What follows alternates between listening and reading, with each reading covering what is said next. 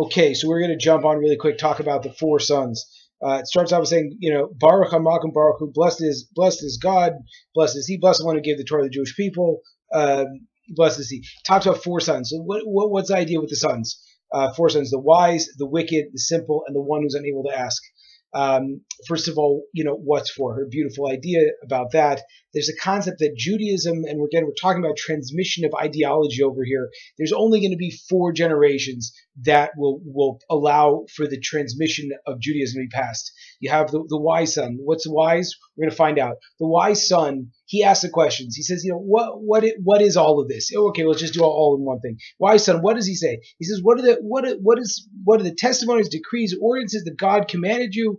You should teach him about the Pesach, and that you shouldn't have dessert after Pesach. So the idea is the wise son wants to know, well, what are the rules?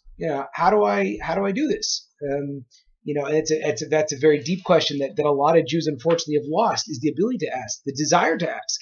There's a lot of stuff that Jewish people do, and you just say, oh, that's crazy. Well, no, the difference between wise people and ignoramuses are that wise people just ask questions. You just got to figure out why. You got to ask questions. Why this thing? Why that thing? Why do we do that?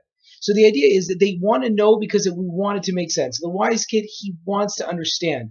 And because he's always been asking questions, he develops a path that's uniquely his. The next son is the wicked son. The wicked son, ironically, asks the same question more or less as the wise son, but he takes himself out of the picture. So again, wicked son is not kidnapping. He's not doing drugs, right? He's not doing anything. The wicked son, from the perspective of the Baal Haggada, right? This idea is that the wicked son sees himself as he is not a part of the Jewish people. We do all kinds of crazy things. Jews do these kinds of things. I'm not part of that. I've grown up. I have no connection to the traditions of the past. Yeah, my ancestors are a little bit weird. So you tell that kid, it says you're supposed to blunt his teeth. You're supposed to try to jar him out of thinking that he's not a part of the Jewish people. Again, because what did we say at the very beginning? To be successful and to get redeemed, you have to see yourself as part of the Jewish people. So the wicked kid says, I'm not part of that. That has no relevance to me.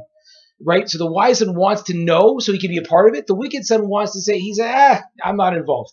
Right? So the simple son, you have to understand, he says, what's going on? So you have to tell him to him easy. You have to tell him to it simply. Don't go into all the details. Judaism is, Einstein, he's Jewish, right? But Einstein explains that if you aren't able to deduce something down to very simple terms, you don't understand it. So with the wise son, you can go into lots of details, but you have to be able to make sure the same message gets transmitted to the people that aren't so intellectual. You have to say very simply, God took us out. God took us out. We're different because of that.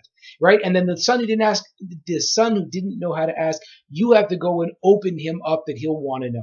And that's a crazy idea also, that it's not your job just to passively answer questions, but if there's a Jewish person somewhere out there in the world that doesn't even know what to ask, you have to get them interested so that they eventually will ask, right? And that idea is what comes after the fifth son. Where's the fifth son? The fifth son, he's not there anymore.